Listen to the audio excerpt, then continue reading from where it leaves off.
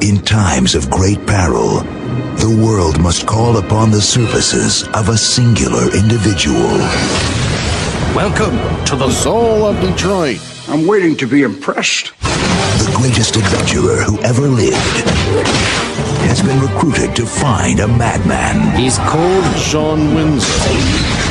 To stop him, you must lead a team like nothing the world has seen. Thanks. Eyes open, boy. Can't protect you all the time. Mark Valhalla. I just had it. Cheers. Soul of Detroit. Our transportation has arrived.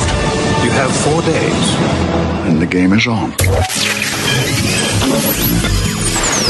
You ass interrogative questions around my face. It's gone. What are you doing? That is not paid for by them. That is paid for by the people of Detroit. You might be qualified, ML. I'm not qualified for this job. Let me tell you something. You want to go right now? Okay? You want to go right now, Albert?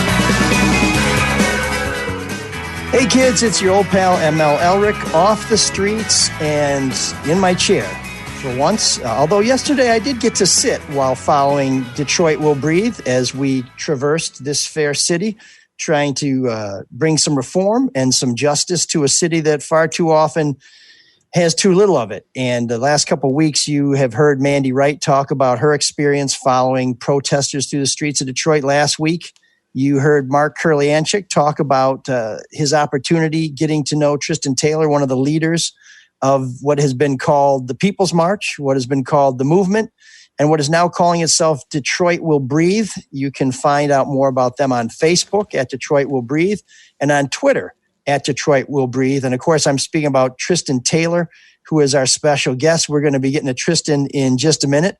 But first, we are joined by our regulars, Mark Fellhauer, who is somehow making this all come together. At least we hope.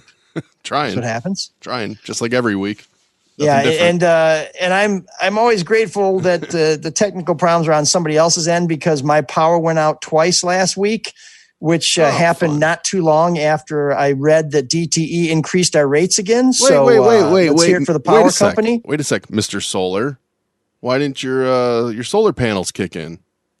So the solar panels are tied into the grid, and when the grid goes down, they shut down the solar panels so the line workers don't get zapped. Oh, that's right. But what's the point of having of course, maybe we can talk about this a little later, but maybe I can tell a little bit of behind the scenes about how there was some speculation about what role DTE played in my departure from Fox 2 or how it may have hastened that, but we can get into that a little bit later if you remind me, because DTE seems to be power from the people. I don't want to keep Tristan waiting because he's power to the people, and that's an important message. And of course, we got Shawn Windsor, who seems to be rousing from his slumber. Well, yeah, you put me to sleep there, bud, for a minute. So sorry, I'm looking forward to our guests. So the sooner we get there, the better. Yeah, I'm not sure whether those are earbuds or jumper cables, but we appreciate you. We appreciate you being with us. And driving the big rig is Matt Jennings, who will take us through this week in soft history. And then again, the power behind the throne is Joe Zuber. And the other reason why we're with you today and our Facebook Live sponsor is Altus Beer, a Detroit original. So let me tell you a little bit about the Detroit lager that was gone for a while, but it's making a comeback in the greatest city in the world. Altus is the do anything, anytime with anyone beer. Seriously, I love to grab a case when I go to play hockey, which someday I'll be able to do once we get over all the stay-at-home stuff. I even make sure to have it stocked at home. Fun fact, Altus is the beer. It only takes one to make anyone a 10. Or maybe it takes 6. Why limit yourself? We have a lot of things that started here in Detroit that went away, but boy, I'm glad Altus is back. It's a lager that packs a punch and is seriously smooth and delicious. Pick some up today. Now it's on tap in the bars, which are reopened, and the restaurants, or go to altus.beer to find the store near you that has it on the shelves. I promise you this beer is insanely good, and you will be thanking me for turning you on to a Detroit original that is back. So before we pimp some other sponsors, let's get to Tristan, because this is a man who I don't know when he rests. I know when he marches. It starts around 4 o'clock, and sometimes it goes till about 10 o'clock. I think, Tristan, one of the things I really admire about the way that you run, I'm going to call it the movement, is when I ran a newspaper in college, we had a philosophy that we would publish everything that we received. You allow anybody who has anything to say to take the mic and share it with hundreds of people, sometimes 1,000 people. And we really appreciate you making time to join us. Yeah, thank you. Appreciate it. So yesterday was an interesting turn of events. I think people who have been following the Free Press and following other media know that it's been more than 2 weeks of marching through the streets, talking about bringing about police reform, ending particular programs, specific programs like Project Greenlight. You want to see the curfew lifted, which it has been lifted. You talked about the moratorium on evictions being continued. The governor has continued that. And you'd like to see some of the charges against protesters dismissed. That still seems to be in limbo. But how do you feel about where things are right now? I mean, the movement has been saying a lot of the same things. I think a lot of people are wondering what's next. Where does it go? I think the movement is in a really strong position, particularly because we have a chance to make some of those demands actually real and concrete. And I think our focus has been, how do we make sure that all the momentum that's been built up is transferred, right, to ways and places that make these demands something that are actually real. So we're in a good position. And I think where we go from here is continuing on fighting for the demands that are within grasp, and our ability to win those demands will determine what the rest of the future looks like. How, you don't seem exhausted. Are you exhausted? I mean, how many days has it been? No, I'm absolutely exhausted. I almost want you to get a Fitbit so you can see how many miles you've actually marched. Totally. I know. Listen, it's been, I've been able to have quote unquote days of rest. Most of the people who are marching are far younger than me, and bless their hearts, just want to continue to go. So some days I'm not like out there marching all the time or completely, but that gives me the opportunity, because Detroit Will Breathe is an organization we created for the moment, right? So we're still like piecing things together as we go. Like the car caravan protest was officially announced at like 9 a.m. on the Sunday. So right? 9 p.m. Sunday night. And so it was, yeah. So here's the tough question. Lots of demands. I don't know how you prioritize them, but how long will the marches continue?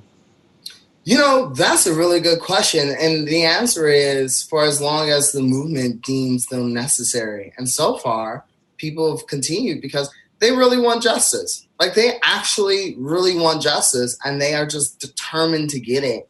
And they know that our power comes from being out in the streets, and people don't want to lose that power. And as far as our priorities on the demands, we voted that out of the 24 that we have, we prioritize 11 of them, because there are also things that the city of Detroit can actually engage with and do now without having to, need state legislation and, how that goes.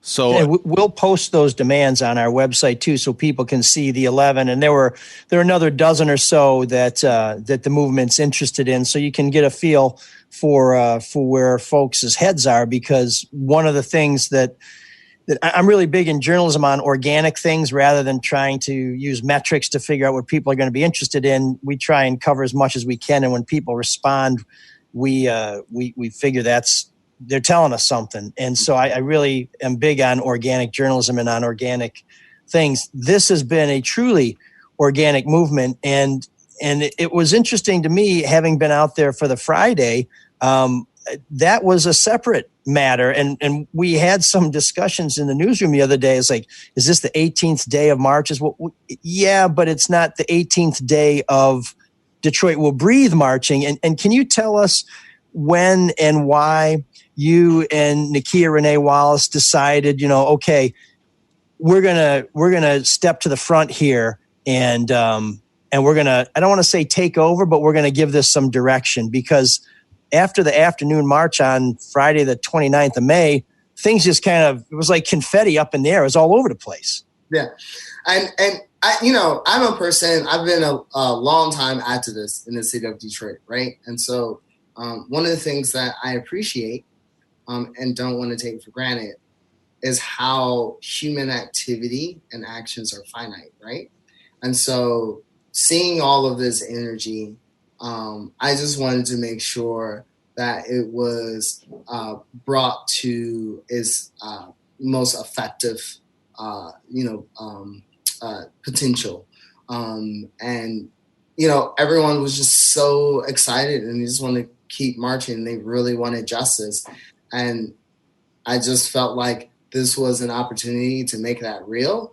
And I just wanted to contribute as much as I could to that process. Same thing with Nakia. And part of Detroit Will Breathe, while we found it, is because we also found hundreds of people just wanting to volunteer and do that too. And so we just needed a place for that to take place. And, that's kind of how we're at the point that we're at now. So grassroots is great. Needs to be organized at one point. And on Charlie LaDuff's show, we had Miko Williams, Joanna Underwood there. They are not, I don't know, how would I describe this? Maybe they're not the biggest fans of your group. I didn't know if you had a response to that. Because my fear is too many splinter groups not working for one goal. Would you meet with them? What is your opinion of them and their claims that you're an outsider, even though you appear to be from the city? Right. So not only am I prepared to meet with them still, but I've always been prepared to talk to them. Me and Miko have known each other since we were 17, actually. So we're no strangers. I'm no stranger to him being able to contact me, nor me him, right? And he contacted me weeks ago wanting to talk, but then didn't follow up. So we see, King was asked at one point, hey, do you think it's possible to get all Black people to be part of the civil rights movement? He was like, no, I don't need all Black people. I just need enough, right? And so for all the groups that have issues, we also have a ton of groups and individuals who come to the open mic, said their piece, given their endorsement and their support of this movement. In particular, we had an event at the Algiers Motel where we had people who were active, during that time period, address the crowd. And so we're trying to build as inclusive of a movement and space as possible and making sure that the voices who've been here, right, are elevated by all of this newfound attention and activity. And I'm a long-term Detroiter, so I know how Detroiters have been ignored. And I want to make sure our voices are heard. Do you get support from, national groups? No, we don't get support from national groups. I mean, I think there are some organizations like BAM is a national organization. Yep. But outside of that, most of the organizations that show up, Cosecha is also a group that gave us support and they're a national organization. But they also are an organization that, operates city by city. They have a national platform, but they, have some sort of autonomy. And so those are the kind of grassroots organizations that we've seen, participate and be a part of this. So we'd love to, obviously collaborate as much as possible with anybody. And that includes, different groups around the country who have been continuing these protests and, state by state. Anything to get it done. If you could wave a magic wand, just and two things get taken care of immediately, what would you change?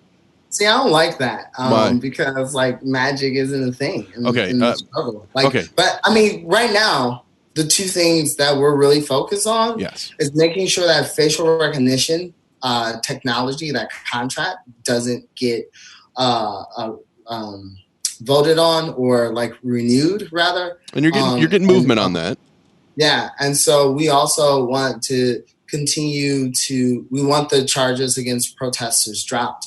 But, we want the city, all of those demands are demands that, we're putting forward to see what we think are immediate changes. I mean, the city of Detroit There are a lot of things. Look, Yeah. like what the city of Detroit needs cannot be whittled down to 25 demands. There's just no way that that's possible, right? The question is, what can we get at this moment that creates a situation where we can tackle even further other issues that we have? Well, the two you mentioned seemed like two very simple things and immediate. Sean, were you going to ask something, Sean? I thought I interrupted you there.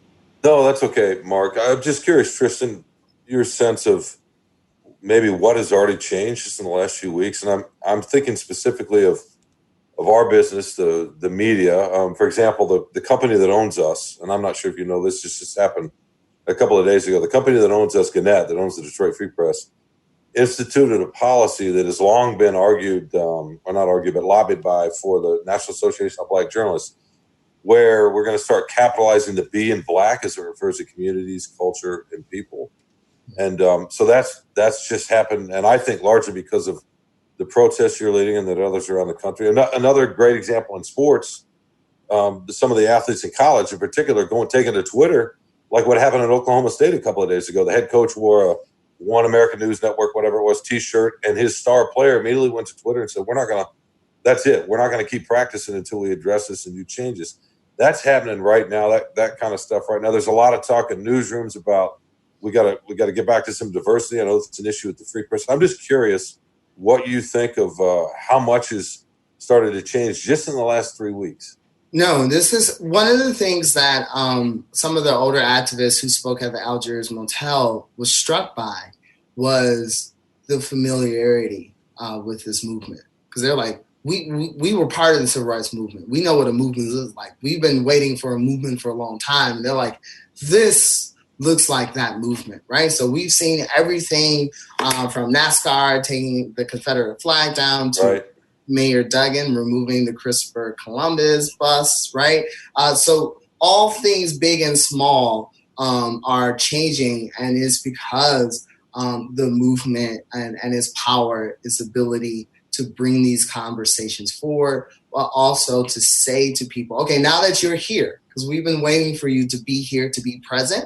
Now that you're here, this is how to be here properly. This is how we get justice in a real thorough way. Because I think a lot of emphasis has been put on like systematic inequality, and people are starting to really wrap their heads around it, and which, you know, to me is indicative of these big and small changes that are happening.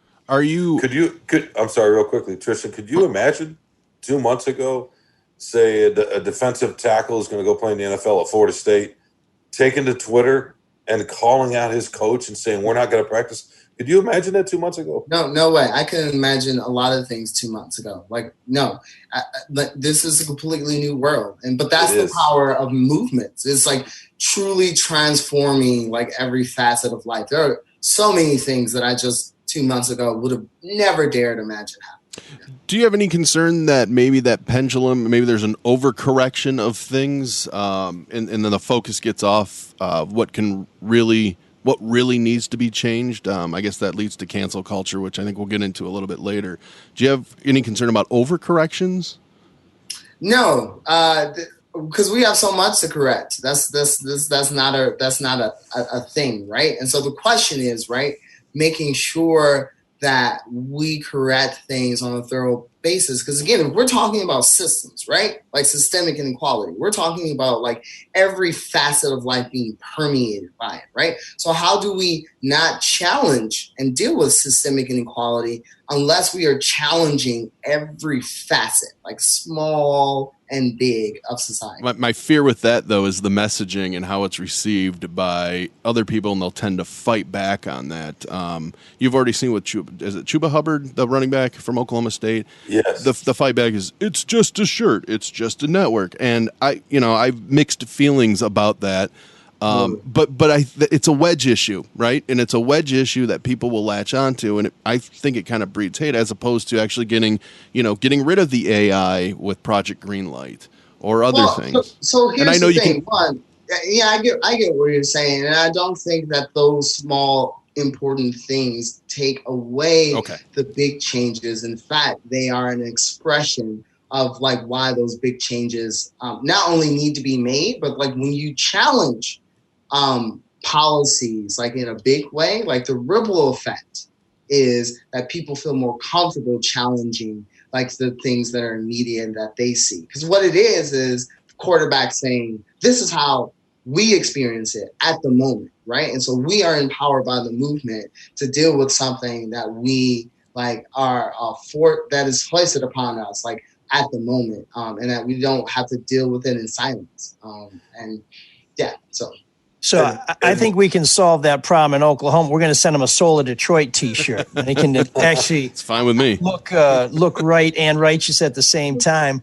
But it's not really so much a matter of wordplay. But you just said a minute ago the moment and the movement, and those two words are so they're almost intertwined. And I'm curious to hear what you think about the power of the movement possibly coming from a moment that isn't just so much George Floyd's death, because very quickly that's been followed by other deaths. And now we're looking back. The Free Press just had a story about a case in Ferndale from quite a while ago that no one took seriously. So these moments are among us all the time. But I wonder, the moment turns into the movement. How much of that do you attribute to the fact that people aren't working? People are staying at home. People are looking for a way to get together. People, there's no competition for people at 4:00. It's not like the boss is checking if they're at the desk. They're not going to a movie. They're not going to a concert. They're not going to a sporting event, where these various threads have kind of come together and just in the same way that I guess, little waves come together and all of a sudden you've got a tsunami. I mean, do you think that this would have happened? Man, this is a long question. Do you think that this would have happened if we weren't in the middle of a coronavirus crisis? Right. I mean, to me, it was part of the tipping point. Black and brown communities were hit hard by COVID-19, especially in Detroit, right? And to see that video, which I have to be honest with you, I still have not watched the whole video because I can't. I haven't watched the Aubrey video because I can't either. I don't even want to think about that. But a lot of people did because they had to, even though they didn't want to, and it was just too much. It was like, damn, we can't get a break no matter what. Even in the midst of a pandemic, our lives are still at risk against police brutality. And I thought that people just thought that was just too much, that we've been through so much. Like this literally in this global pandemic, we're seeing an inhumane act that's so egregious that people were just like, this is it. Like, I can't stay silent. But would you be able to get these kind of numbers if people were doing their 9 to 5s or if they had other things? I mean, the question is like, do we not only think we could get the numbers, but again, like if it wasn't for that pandemic that already had people, bracing themselves, like would their humanity be open enough and sensitive enough to say like, okay, that's too much? Because we've seen the videos time and time again. In truth, this is not the first video, right? Right. As you said, around Baltimore and Ferguson, like it's not the first time we've even had explosions in response to this.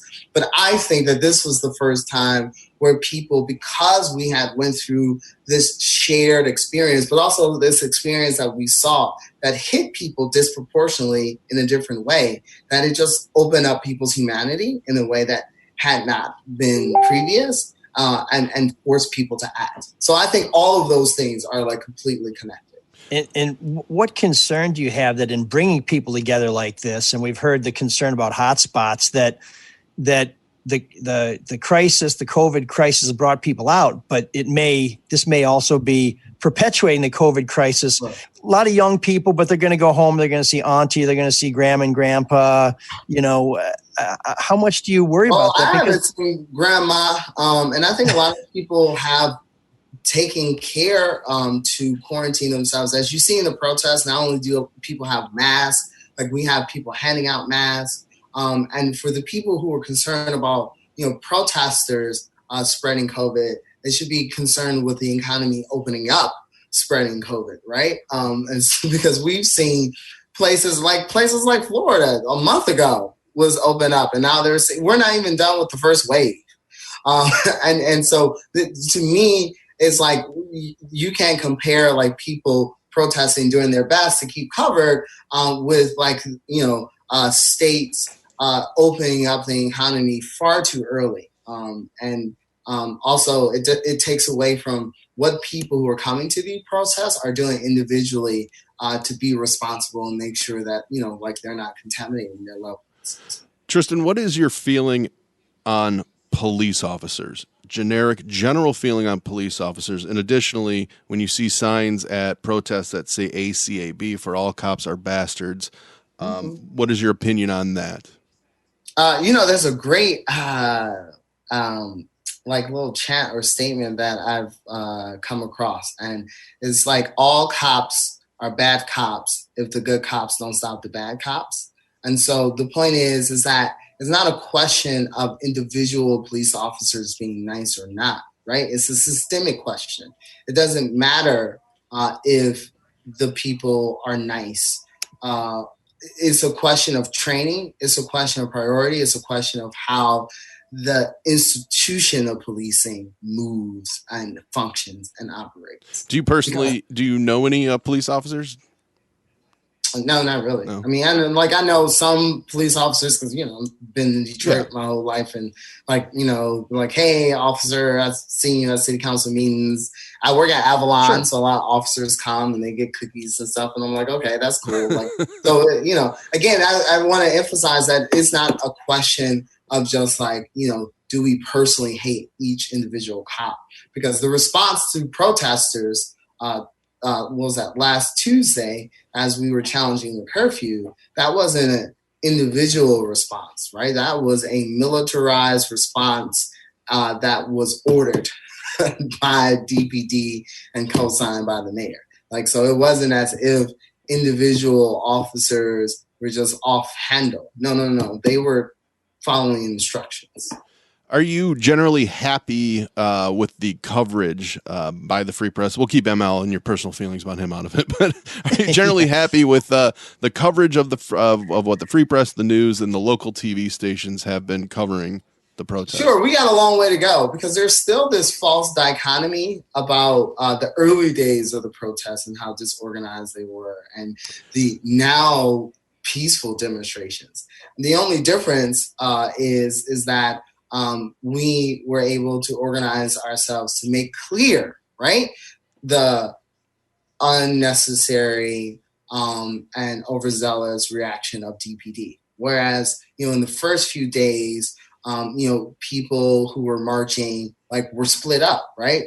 Were ran around by DPD as they moved the line and basically split people up and chased after people. So you don't know what happened in the corner, right? But when we made sure to maintain our united presence with each other and make sure that we were marching in the open, it's hard to, tell that story because we all see the same thing and experience the same thing. So that part still has to be worked out. But that's why we're doing this public tribunal Saturday to make sure that people get to tell their experiences and the actions of DPD in response to the protesters. 2 questions off of Facebook. The first one is, did you poll how many people were paid to march? Were there any paid protesters that you know of? That's a silly question. Here's why that's Facebook. Someone asked me that other question, and I just like to point out that Black people have been fighting on this soil ever since we were drugged here. So we don't need to be paid or have sponsors to fight. That's what we've been doing the whole time. And the other question on here is, in the last 24 hours, and this is the claim, the last 24 hours, 13 people were shot in the city, 2 of them fatal. How about marching on that? Do you have a response for that?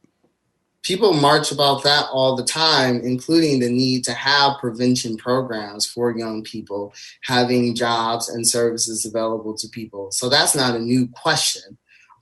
Again, what the people in Detroit have to say about these things and how they need to be addressed, we've actually been talking about them for a really long time. And so thankfully, this movement has created an opportunity for us to address those fully and for people to actually learn how to listen to what we've been saying. So I don't know if the Facebook commenter is still listening, but I'm wondering, is that question about paid protester somehow a reference to all the white folks who've been out there protesting? Are they questioning whether that it's folks who look like me who are only coming out because they're making money. Because my sense is, and I think it's fair to say more than half the protesters are white, but they seem pretty sincere. And it's interesting to see some people who have they've given themselves jobs. You know, there's a team of medics that's out there, and I don't think anybody hired them. And there's one girl who pulls a wagon every night who's got snacks. She's got sanitizer, and she's got 2 trash cans on the back of the wagon. And she looks like she's by herself, and she comes every damn night. Yeah. So, you know, it likens one to think about the Freedom Crusades, right? And campaigns of like busloads of Northern youth going down south to help people be registered and to fight against Jim Crow. What I find so interesting is after 10 years of begging white people to move back into the city of Detroit, how we all of a sudden have this question of like, oh, well, where did you come from? And do you belong on these streets? How did you find your way here? After like building stadiums for them, building posh restaurants for them, rolling the red carpet, all of a sudden we're like, oh, but are you lost? Building a big ass Amelon bakery for them on Woodward. Hey, we're here. And it's funny how we don't ask questions of whether or not those white people are getting paid to come here, and what their activity is. It only becomes an issue. White presence only becomes an issue when it's presence for justice. And that is what is concerning to me as a person who has seen the impact of gentrification and displacement. You know? So are you concerned that those white faces may diminish the power of the movement? Because I've heard some city officials basically say, yeah, the movement, none of those people are from Detroit. I'm not really worried about what they have to say. I think that's a red herring, and they actually worry too much about what the suburbanites say, which is why they constantly give them and New York developers every dime they can give them, or every abatement that they ask for. So, yeah. Tristan, can we get back to that second Facebook question just for a second? I'm curious, how do you stay calm when you hear stuff like that? I mean, what he didn't say, or she, I'm sorry, I don't know if it's a he or she, but the implication is, it's black on black crime, right? It's like hearing somebody say Chicago. Mm-hmm. It's revealing about the person who's saying it. And it's, to me, and I don't want to jump on this question or too much, but to me, it's an inability to look at poverty and how it relates to crime, right? And instead of trying to make it about race. And I'm just curious how much you have to deal with that, and how do you respond to that, I guess? Because to me, it's kind of a lack of understanding of what's really going on. Well, unfortunately, I have a lifetime of practice because that question is not a new one. In fact, it used to be the prevailing and predominant question that constantly got raised in response, right? And so what this movement has finally been able to do is to flip the question and to say, hey, actually, we got to look at what it means to have a policy of policing in urban cities, especially if we're talking about safety and security, because police presence versus safe and secure living aren't the same thing. And so that's the whole thing around defining the police, right? Is actually highlighting the need to invest in social services, right? Invest in housing, invest in conditions that give people the stability that they currently lack.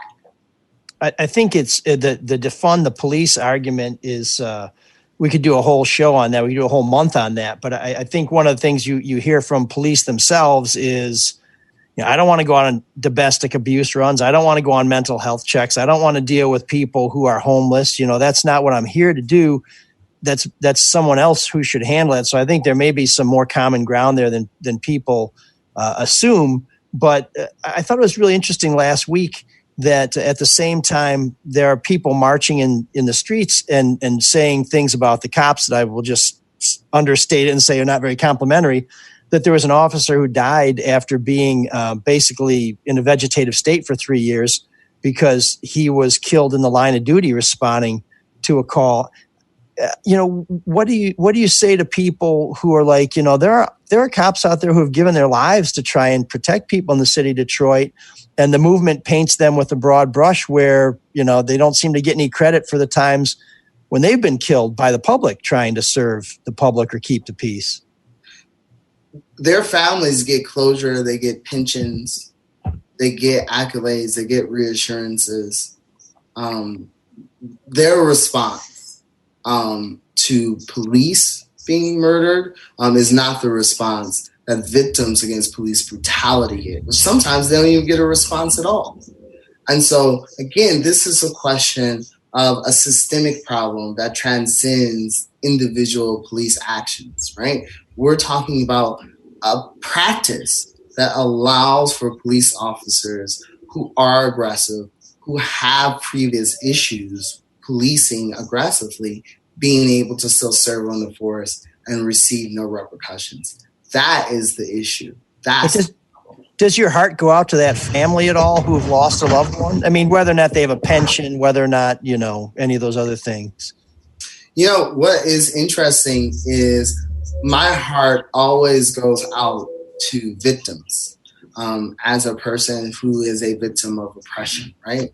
But I can't let my heart go out more to the ones who are doing the oppression than those who are systematically facing it. By that, what I mean is if victims of police brutality got the same treatment as officers killed in the line of duty, I might be able to have my heart equally open, but I can't.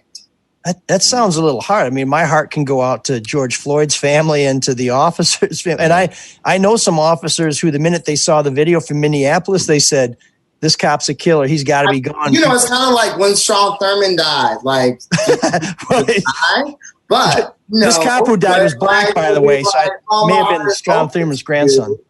And besides, also, when we talk about in the line of duty, like, I don't know what specific thing they were doing, right? Because there's the assumption that we're giving the police that we don't give victims of police brutality, right? Which is that they were actually doing something like that was legit. Like, I don't know what it means to fall in the line of duty. I know that in St. Clair Shores last year, they shot up a young black man, Theo Gray, over 40 times because they thought he killed a dog. Yeah, outside the banquet hall. Dog, you're right, where his baby shower was at. Like, this man was part of his baby shower and he gets shot over 40 times. And what was the response? That a dog was able to get more attention than his life. So before we go, I want to see if we can get your thoughts on the city council meeting today, which is Tuesday. Yesterday, the march continued. March today, march tomorrow. I imagine march tonight. Yeah. But you did a new thing where there was a car caravan, and the Free Press was there and followed it, and went to 3 council members' homes to impress to them that, I presume, we know where you live. We know that you have a vote, and we want you to vote a certain way. You said you monitored the council meeting this morning. What did you hear about that very in-your-face tactic, and were you able to participate in that council meeting? So first off, I wasn't able to participate, and a number of people weren't able to, because what was not made clear was when public comment was actually open and when you had to sign up for it. And so it was very confusing. I couldn't get on via Zoom, so I had to call in. And so I don't see anything. So there's nothing telling me like, hey, as soon as you come in, if you want to speak, this is what you got to do, right? So all of a sudden I hear, oh, by the way, public comment is closed. Like, there's no 1 minute warning, right? And so you have like a bunch of people, including myself, not able to participate and speak in the meeting. And I don't know if you've ever been to a city council meeting or look at their agendas, but let's just say things are never as clear as one would like. And it seems that even city council members are not always all the time clear on what's happening either. So it speaks to the need to kind of engage differently with that process. But I heard concerns and outrage about privacy and going at people's houses. And there are two things that I would note about that. The first is city council members' addresses were never publicly shared. And in fact, no one in the caravan but myself actually knew the addresses or the actual house. The only reason why people knew Spivey's house because he had police detail. Quite a few. The other two houses. But it's so funny how we're raising an issue of privacy around Project Greenlight and facial recognition. And that these city council people are outraged, just completely outraged that we had the nerve to engage with public officials at their private homes. And that's kind of the point, is that we have been surveilled on a daily basis in a way that you and your really nice neighborhoods aren't. And so now you have a sense of how we feel, and we hope that gets to sit with you for a while. And again, we didn't release their addresses publicly because we actually care about privacy. And it just sounded like a bunch of hogwash hearing people who sign up for all of these policies. I should just say, when I was in jail, being arrested Tuesday night, did you know they asked me for my DNA? In what form? I did not know that. EEOC was like, hey, we want to get a swab sample. And I'm like, excuse me? Did they tell you why? Did they say for what? No, the guy didn't even know. He's like, I think it's related to your charges. But I wasn't the only one. I've seen when I was in there, I saw other, people in the detention center being asked for their DNA. And I'm just like, well, what's this? Because, they're like, oh, this allows us to do deeper background checks. Yeah. And so, individual people's privacy are challenged and thrown to the side in a way that's atrocious. And it's funny to me how members of a city council that allows for those things to happen are all of a sudden concerned about privacy. And their addresses actually are a matter of public record on their affidavits of identity. So, it's actually a couple of them live in gated communities. So if you'd gone to those places, you'd hit a wall. No, it was false outrage. It was false outrage. And again, if I hear a city council person who have voted for Dan Gilbert to get billions of dollars to build fucking condos, excuse my language. That's okay. It's the internet. It's fine. Asking the question, these outside agitators, where do these white people come from? I'm going to lose it. I'm going to just lose it because I'm like, what do you mean where they came from? You know the answer to it. You've been rolling out the red carpet. It's false outrage. Before we let you go, when I saw you yesterday afternoon, I think I said, what's next? And you said, I got to go figure it out. What is next? It's almost 24 hours later. What's happening? I just know that we're looking to work with other communities and organizations to move the marches throughout the city because we want to, again, make sure that we're highlighting voices that have been there. Again, this Saturday, we're going to be doing a public tribunal around the incidents of police brutality against protesters. And we think that's going to be important. And in the next couple of days, we're going to be we might be joining a rally that's happening in St. Clair Shores earlier in the day. We'll definitely be joining some Juneteenth celebrations that are happening around the city. So that's the best answer I could give. It's still not a good one, so I'm still working it out.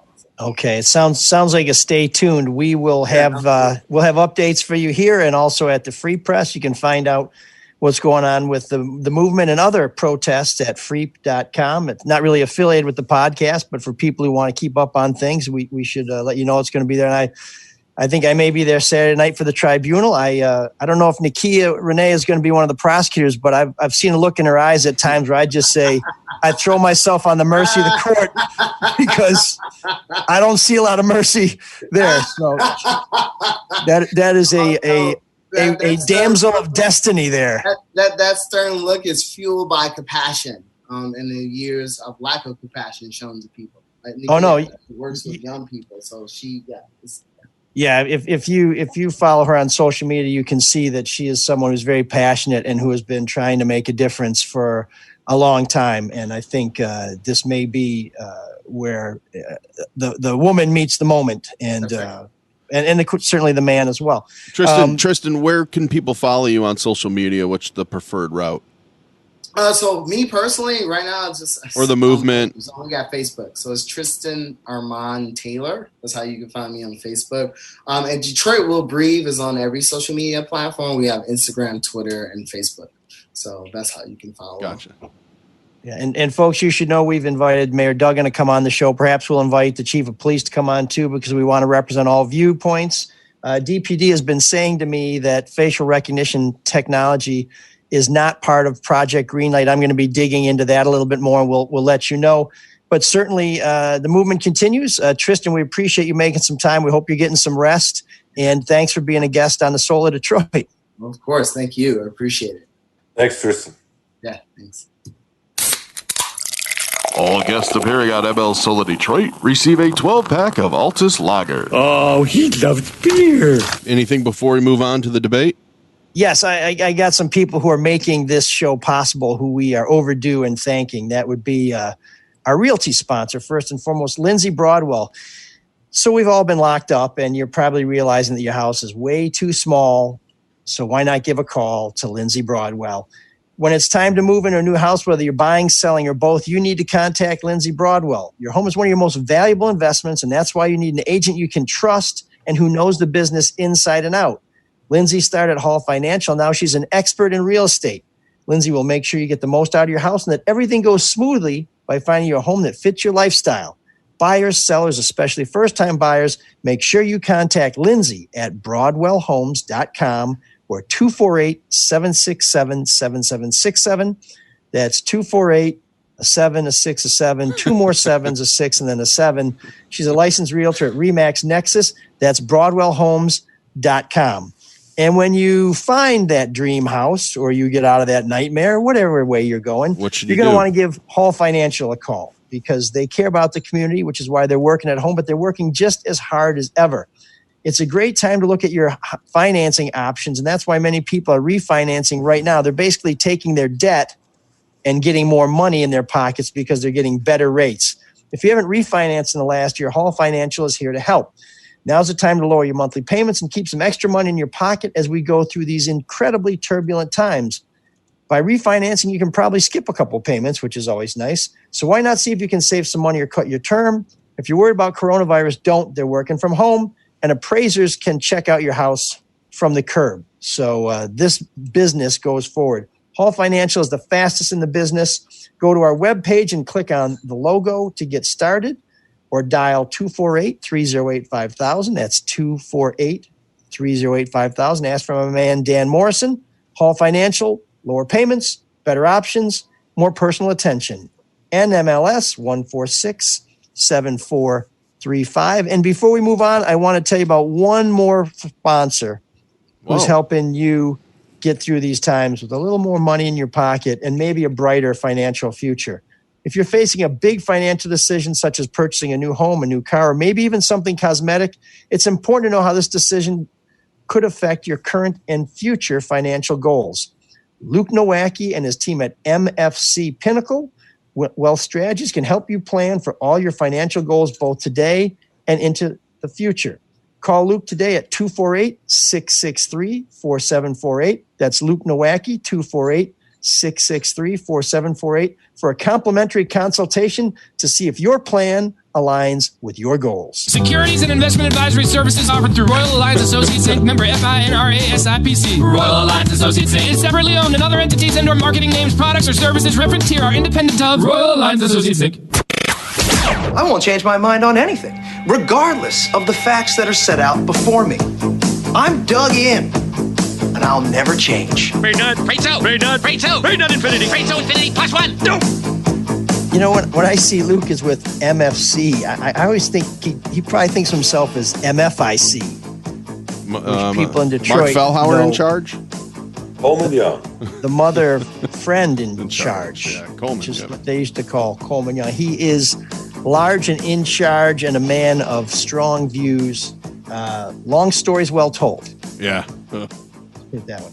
So we talked a little bit about the culture, cancel culture with Tristan.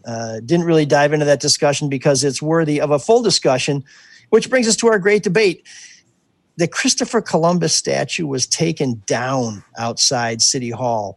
This time it was by the mayor of Detroit acting on his own as opposed to people coming to topple it or a protest, although there have been people who protested in front of the statue on what is being Columbus Day has been rechristened Indigenous Peoples Day. Last week I drove by and there was a sign hanging off the back of old Chris that called him, I think, a raper, a colonizer, things that kind of things you don't want people to call you. And so clearly there's some strong feelings about that. But in general, I'm concerned, and I will tell you, I got into a debate with one of my daughters about Christopher Columbus, and he's not as benign a dude as you may have thought in your elementary school history class. But one of the things I'm concerned about with cancel culture is if we think we're going to make society better just by taking down a statue, it feels to me a lot like we're letting ourselves off the hook, right? Because the statue may be gone, but some of these problems that we're so reluctant to deal with are alive and well. Amen. I mean, and that's a great debate. It just seems like another wedge issue that separates the people that feel very strongly they should be down and the ones I just that want them to stay up. It's a statue to me. It doesn't matter to me if it's up or if it's down, really. I'd rather see some more big changes made that would actually fix something. And you heard Tristan talk about it, and he thinks that is part of the problem. I don't know what you think, Sean. Well, there's statues that have been going down, obviously, for a while. It's picked up a lot of momentum in the last few weeks. I'm trying to think, where is it? Richmond, Virginia, maybe? That's Monument. The monument of with Robert E. Bob Lee. Jefferson Davis is down. Yep. Robert E. Lee. I mean, it's the same idea of NASCAR banning the Confederate flag, right, from its races. Well, what's that? I was just going to say the Confederate ones I think are a little different, but then you get into, and I'm no fan of Columbus. I think he's built on a myth, built on a book by Washington Irving. But what about Jefferson? What about Washington? Slave owners. Do those come down too, Sean? You mean the Washington Monument and the Jefferson Monument? Renaming Washington, D.C. There's a lot of stuff named after him. The University of Virginia is all Jefferson. Well, here's how I would define it, and this is just from my own perspective. I don't want to speak for lots of other folks. I think with Washington and Jefferson, they represented a larger ideal, and you can understand the imperfections. Well, that's a soft word for that, actually, but the problems relative to their time. I mean, obviously, the owning slaves, exactly. The Confederates represented one thing, right? Mm-hmm. Now, folks in the South will argue this. I am a lot of Southerner myself. Argue otherwise, but they represented one thing, right? They wanted to succeed to protect slavery, to protect the economic engine of the South. It's really that simple. Yeah. And then since then, I've tried to whitewash it behind this states' idea rights. Of states' rights, which is just absurd. Which is the states' the rights. noble struggle. Exactly. So to me, there's got to be some nuance in that. Washington is the first president we understand. Jefferson had a lot to do with a lot of really important ideals. It just didn't apply to everybody. I don't want to diminish that at all. That's problematic. But there's still a larger picture that's important worth remembering because there were some really, really important ideas in this country. It's just taken forever until now. Well, not until now, but taking a long time to apply them to everybody. That's how I would make the distinction. Well, the Confederate statues to me are versus Christopher Columbus is a lot easier call, right? Yeah. Because they took up arms against this nation. And they lost. And Christopher Columbus, I guess you could argue, he took up arms against the people who made this nation up before it was formally, incorporated and all that other legal jargon. But my concern is that there seems to be a lot of outrage directed at inanimate objects, and take the Confederate stuff down. That's real easy to me. Put it in a museum, build an educational program around it. No problem. In fact, I've read Robert E. Lee didn't even want statues put up, and we're using his land as Arlington National Cemetery. So thanks for the land, Bob.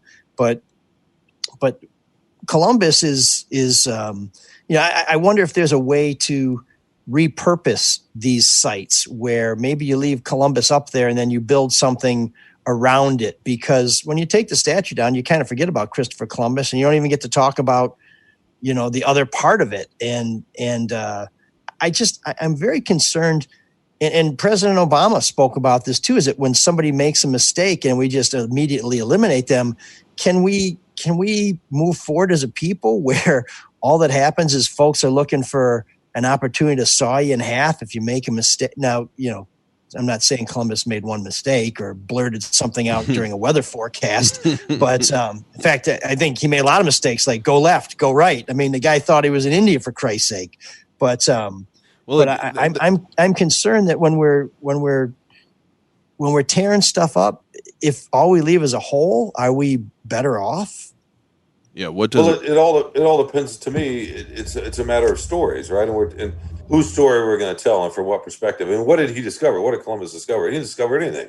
There were people maybe syphilis. Yeah, there were people here. They discovered it. And that's the point of all of this. And I think when you're talking about the Columbus and the myth, I think if we're going to celebrate something in a public sphere, it has to rise to a certain level. Otherwise, put it in a museum and we'll study it. The swastika is in a museum. It doesn't belong on the side of a soccer stadium in Germany, right? Like the Confederate flag was at Bristol or Talladega or MIS out here in Brooklyn, Michigan, 60 miles away from where you are in Grosse Pointe.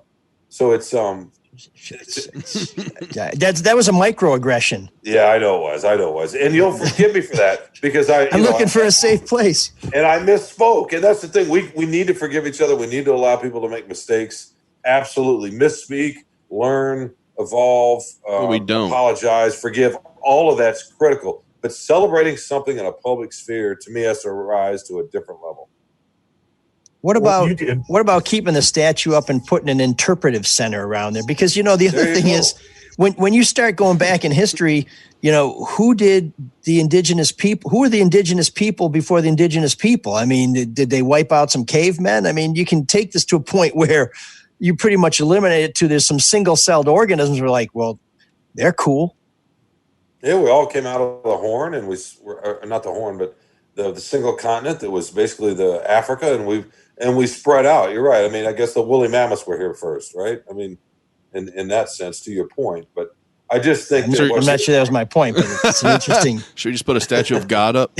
Well, you took it back to amoebas. I stopped at woolly mammoths. I mean, right? So that's I'm letting evolution. It's one has a food vacuole, the other one has great tusks. Is there a fear though? Okay, so let's take these statues down. Let's rename things. Is there a fear that it's going to be like everything's solved? Because you've heard people say, "Well, we've had a black president. Everything's fine." What isn't there a fear of that?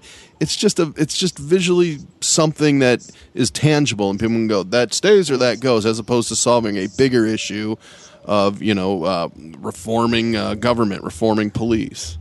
I think they're linked. I'm sorry. Go ahead, Mike. Do you though? Are they really? Absolutely, they're linked. It's easy for us to say. I went to the University of Texas, and this was an issue last week at the University of Texas. You're talking about renaming buildings, right?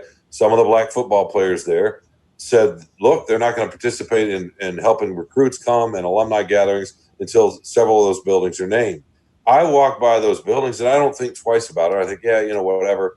They walk by it and it's like it's a different visceral reaction because the story being told on that campus and large parts of America is from the white point of view. they're trying to change that, and that's what matters. And that's the conversation we're having right now.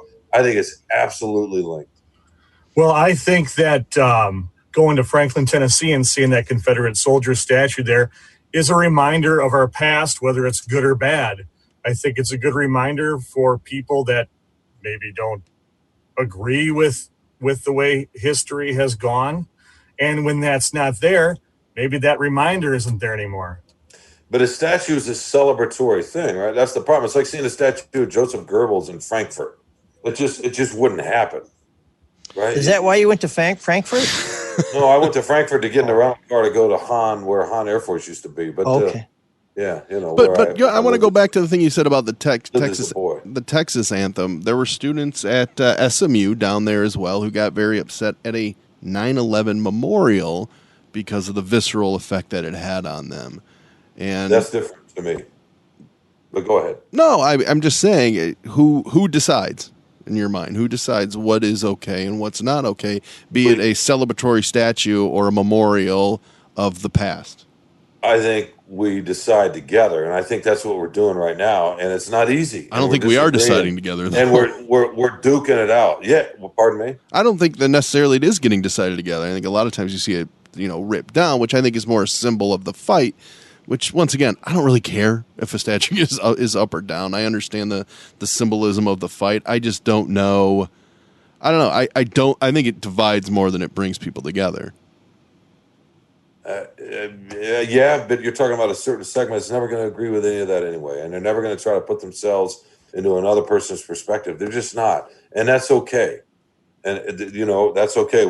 I think folks who are trying to move us forward in this way are trying to get people that are in the middle and on the fence, not people that are never going to come over anyway, right? I mean, it's the nature of politics too. So you're trying to move the needle. I hate that phrase, but you're trying to move it a little bit, and that's what's going on right now. And you're right; a lot of people are going to be upset about it.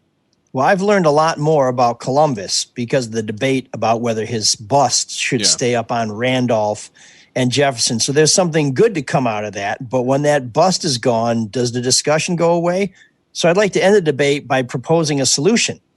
Until we figure it out, whether you're a Confederate soldier or Christopher Columbus, we should add something to your pedestal. And that's a big L for loser.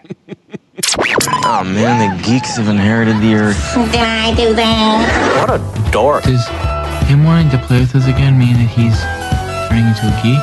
Or we're turning into cool guys? Speaking of Professor Goebbels, we have a doctor who may have got his medical degree on the Joseph Mengele Scholarship. I'm not sure. I don't want to overstate things, but our Geek of the Week is State Senator Steve Huffman of Ohio, who was fired from his job as a physician for asking whether African Americans or the colored population have been disproportionately affected by the novel coronavirus pandemic because they do not wash their hands as well as other groups. Now, Allison Chu of the Washington Post reports that Huffman raised the question last week during a hearing on whether to declare racism a public health crisis. Huffman, who was an emergency room doctor, and I presume still is somewhere, wanted to know why African American communities are being hit so much harder by the virus, posing the query to Angela Dawson, who is executive director of the Ohio Commission on Minority Health. He says, I understand African Americans have a higher incidence of chronic conditions, and that makes them more susceptible to death from COVID. But why does it not make them more susceptible to just getting COVID, he asked. Could it just be that African Americans or the colored population do not wash their hands as well as other groups, or wear a mask, or do not socially distance themselves? Could that be the explanation for why the higher incidence? 2 days later, he was fired from his job as an emergency room physician. Team Health, where he worked, said Dr. Huffman's comments are wholly inconsistent with our values and commitment to creating a tolerant and diverse workplace. Huffman defended himself, insisting that his language was not intended to be derogatory. He added that he thought the phrases people of color and colored population were similar. People of color would have been better, but they seemed to be interchangeable, he said, before stressing repeatedly that the question had been rhetorical. The fact that he didn't get that is proof at least of one thing, that we do know, that in this case, some of his best friends aren't black. And that is why Dr. Huffman, you are our Geek of the Week.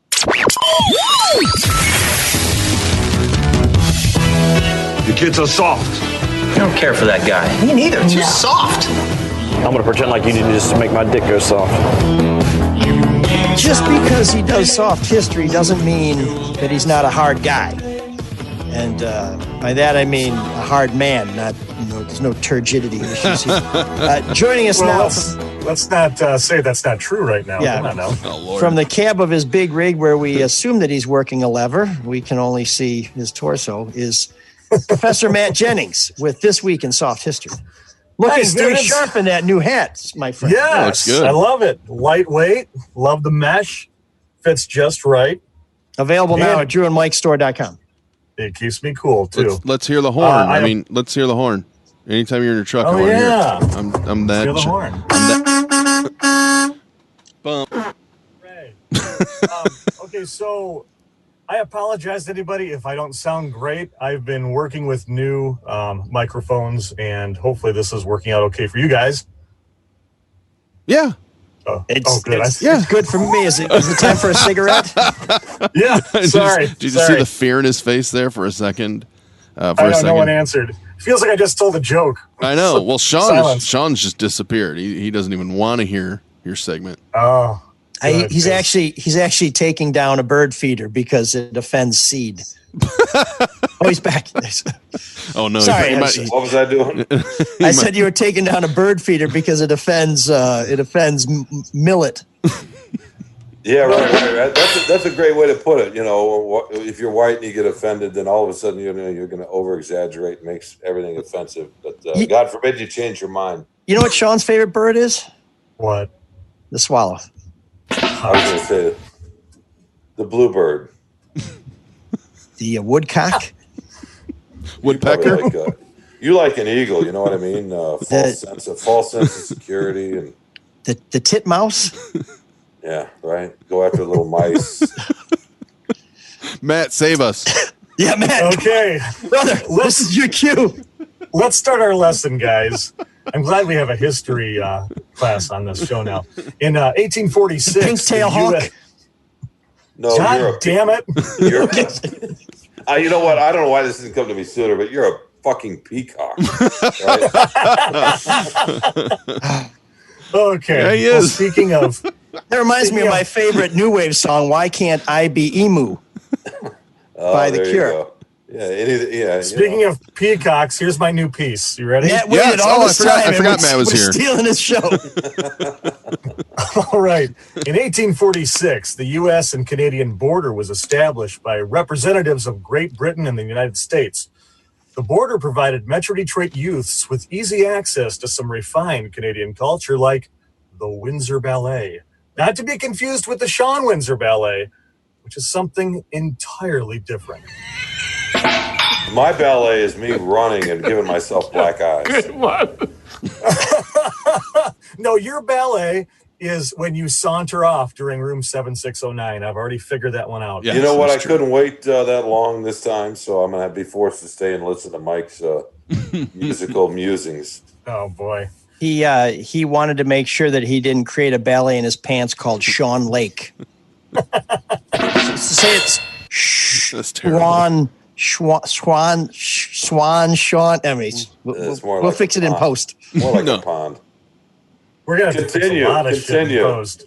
In 1885, the dismantled Statue of Liberty arrived in the New York harbor after being shipped across the Atlantic Ocean in 350 individual pieces and packed in more than 200 cases.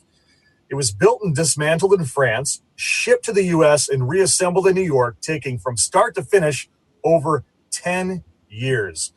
And it still stands to this day as a shining example of why it takes so long for women to get ready. Damn. I like that. I want to applaud, but I'm afraid I'll get hit in the back of the head. She's not paying attention. She's not paying attention. What's behind the flag? Who's not paying attention? Any women that are in ML's house. Do we have any women listeners? Nah. Not anymore. Hey, Sean, you'll like this one. In 1983, The space probe Pioneer 10 departed the solar system in search of new life that didn't include new wave music or old-time detective stories. Ooh, I like that. That was a shot. So they clearly were not looking for intelligent life. I like that. I thought you were going to play off the whole probe thing, but good for you. See, it's called comedy, and it's called It is? surprise your listeners. I like it. Well, like I don't know it. if it's called comedy, but It's an All right, attempt. and finally, It's an attempt. good news. This is such a fucking train wreck. I swear to God. I know. That's what we like about in it. 1994. You guys will like this one. O.J. Simpson was arrested for the murder of his ex-wife, Nicole Brown Simpson, and her friend, waiter, Ron Goldman. Later, he was represented by a dream defense team, which included Robert Kardashian, whose daughters went on to superstardom, earning billions. Anyway, it became known as the crime of the century, and so did the murder trial. That the kids made billions was the crime of the century? Fucking give up. I'm not doing any more of these things. No, I'm with you on that one. I'm with you on that. I'm just wondering how many people would have died if there was a stay-at-home order back then. The doorbell rings, OJ pops out, hacks him to death. Oh shit, it's Amazon. Yeah, OJ's really rebuilt his image well, hasn't he?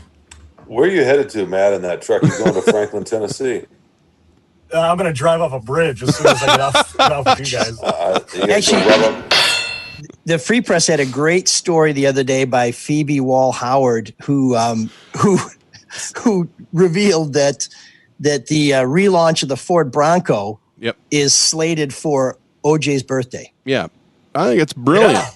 That's brilliant. No, isn't it slated for when he was on the freeway? No, it's his birthday. Yeah. Oh, okay. And which does it really matter that it's going to get attention anyways because it's a Ford Bronco, and a lot of people. It'll happen.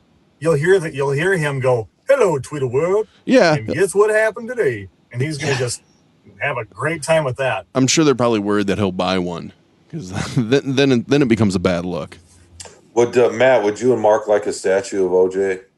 There is one.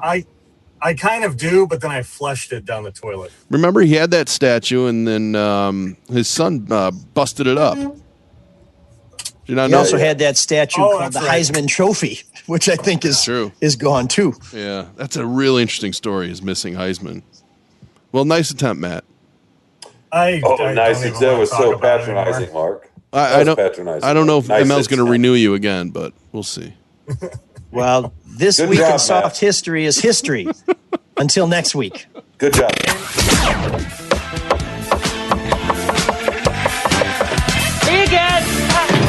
There's an all-night party in room 7609.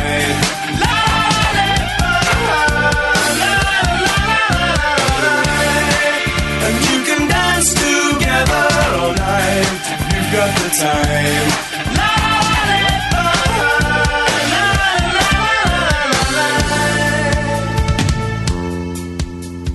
This week in room 7609, where we take bands that you maybe never heard of, new wave bands that deserved some attention back in the day, where we're trying to get them their moment in the sun, or we take great new wave bands who had some really quality tunes that never got their due. This week, I will say, probably doesn't fill either box. It is a band that you've probably never heard of, and it's a tune that's not terrible. But there's a reason why I've picked Siona Dancing with Bitter Heart, and we're going to see if the boys can figure it out at the end of the song.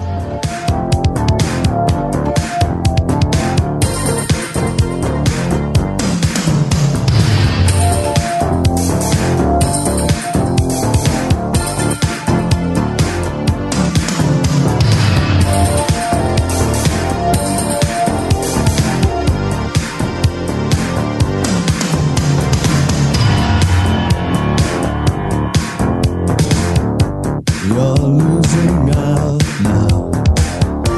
Your scowling shouts, irrational accusations as I turn my head. Your threats and trials, my calm and smiles, revolts you in your torturous insecurities.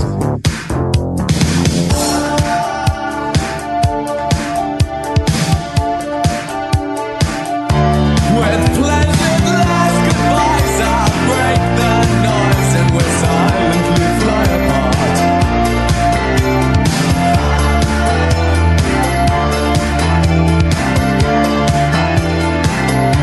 I'll end the angered cries and the twisted joys that rage in a bitter heart. Go on, hit me, do. I won't hit you. You'd love that too much, 'cause it means that they'd all hear. Tell them you're free and tell lies of me. I'm out of range now, so there's nothing more to fear.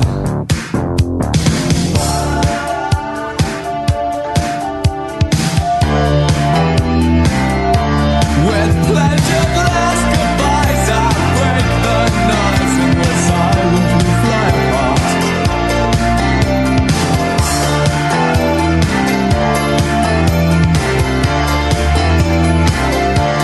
I'll end the angered cries and the twisted joys that rage in a bitter heart.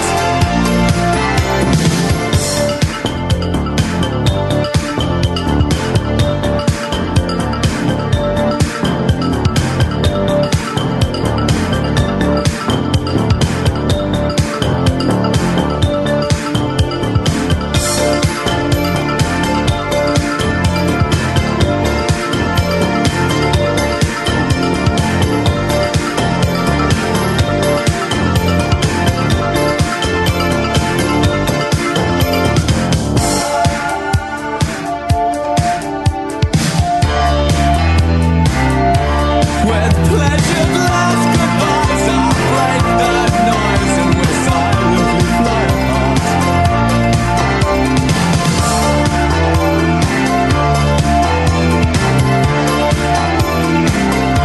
I'll end the angered cries and the twisted joys that rage in a bitter heart. So,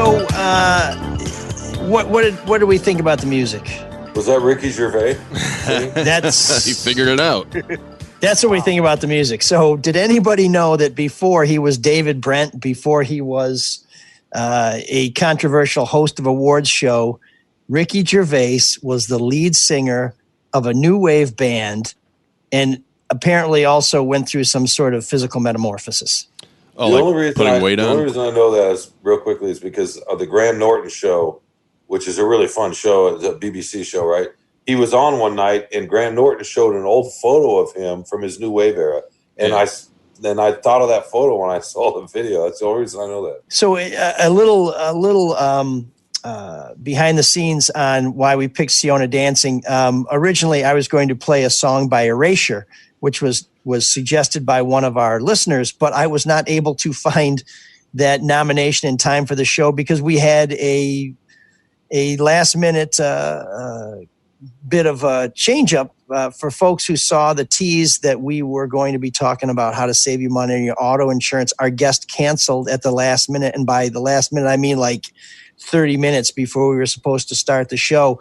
Tristan Taylor was kind enough to agree to come on the show. We moved him up in the rundown.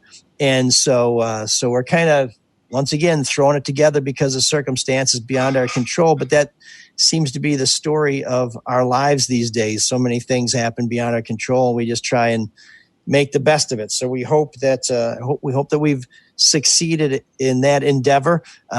We appreciate your feedback. Nominations for Room 7609, nominations for Geek of the Week, nominations for the Great Debate. In fact, I was nominated for Geek of the Week for picking on Fox News hosts and for my coverage of the different protests. There was a sense that I was more critical of the protesters in Lansing than the protesters in Detroit. Although I think if you go back and listen to those shows, you'll hear that I had good things and critical things to say of both groups. I'm sure there are some people who will think that we went too easy on Tristan, but I think we wanted to hear what he had to say, and we did ask him some questions about some issues that I think revealed some things that people might not have known or may have only guessed at. His response to how he felt about the dead officer was pretty. Yeah, I got to tell you, it was pretty cold, and I think it provides some insights into how much he feels about this issue. He is very, very single-minded and focused on the issue of police reform and police brutality. So hopefully, whether you thought we gave somebody a pass or not, there was some insights gleaned. We above all want you to keep coming back. We appreciate you being with us. We hope that we're helping make these times a little easier, at least a little more entertaining. We appreciate if you would subscribe to the show so that when a new episode's available, it pops right up, that you would rate the show, let us know how we're doing, and that you share the show. We will post this on Facebook and Twitter. Facebook makes it hard for us to get to the website, so please listen to us on iTunes, Google, Stitcher, Spotify, any platform where you can find quality listening. And if you're foolish with your money, we'll take your donations. Mark, what do people do to shovel fat stacks of cash on us? Super, super simple. mlsoulofdetroit.com and a little donate button there. And I believe, if there's not yet, there will be a link to the store if you want to buy any of the hats, T-shirts, any of the other fun stuff. We do want to participate in our donation program, and we'll make it worth your time too. We have a program called Camisole, where if you donate at least $20, we will read a message, just about any message on the show. Brian sent us another donation because he couldn't believe that we read his Camisole message last week, the one that began, "Mark cares nothing about injustice," and he swears he is fun at parties. Well, not sure we're going to give him a chance to prove that, but it's good I'll let to anybody know, prove that. That's a good point to be proven. I'll take on the challenge. And we just want to thank you for sticking with us. Please support our other Red Shovel Network shows. That's the No BS News Hour with Charlie LaDuff, No Filter Sports with Eli, Denny, and Bob, and the Drew and Mike podcast, which is available every day for something like 25 hours a day. So make sure feels like you check it out. Mark is transitioning to that momentarily. You have been listening to the Red Shovel Network. Happy Father's Day to all the dads out there. If you got kids and you're not a dad, you're just a chump. So think about it. All right? That was deep. Do your part. And Cyrus, get us the hell out of here. Can you dig that? Can you dig it? Can you dig it? So what are we dealing with? Unstoppable assassins. Eyes open, boy. Can't protect you all the time. They're indestructible! Red Shovel Network invites you Take the world! to discover an adventure I don't know how to drive this thing! in a league of its own. Surface! ML Elric. I doubt you measure danger the way I do. Soul of Detroit. That was naughty.